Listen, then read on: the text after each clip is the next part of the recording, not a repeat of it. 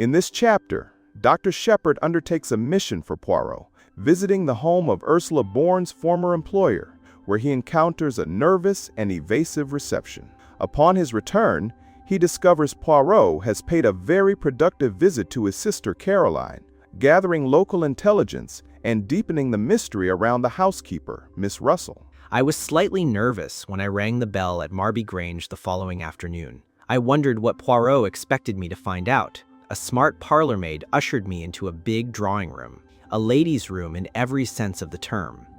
Mrs. Folliot came into the room. She was a tall woman with untidy brown hair and a very winning smile. Dr. Shepherd? That is my name. I must apologize for calling, but I wanted some information about a parlour maid previously employed by you, Ursula Bourne. With the utterance of the name, the smile vanished from her face. She looked uncomfortable and ill at ease. Ursula Bourne? Oh, yes, of course. I remember perfectly. And you were satisfied with her? Can you tell me anything about her people? She is very capable. I'm sure you will find her satisfactory. Her people? I don't know at all. Her previous employer? I'm afraid I don't remember. One advantage of being a doctor is that you can usually tell when people are lying.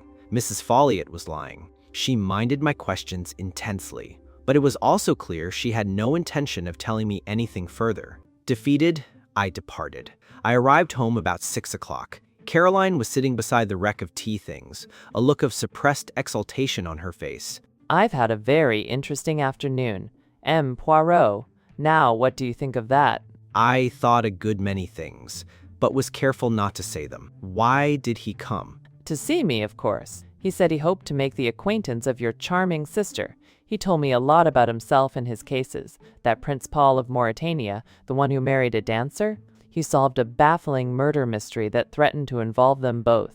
He was not at liberty to speak about whether she was really a Grand Duchess, of course. I could not but admire Poirot's ingenuity. He had selected the one case that would most appeal to an elderly maiden lady in a small village. And after all this, I suppose you were ready to eat out of his hand. Don't be coarse, James. He said I had the makings of a born detective in me, and a wonderful psychological insight into human nature. He also said his little gray cells are of the first quality. He would say so.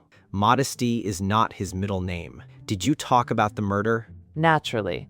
I was able to set him right on several points. I told him what I overheard in the wood, of course. Caroline, you're putting a halter round Ralph Paton's neck. Nonsense. The truth can't hurt him. I was surprised you hadn't told him. Did he ask you any more questions? Only about the patients you had that morning, in the surgery. You mean you were able to tell him? Why not? I can see the path to the surgery door from this window. There was old Mrs. Bennet, the boy from the farm, Dolly Grice, the American steward, old George Evans, and lastly, Miss Russell. Why should Miss Russell consult me about her bad knee? Bad knee? Fiddlesticks. She was after something else. Depend upon it, that was what M. Poirot was trying to get at. There's something fishy about that woman, and he knows it.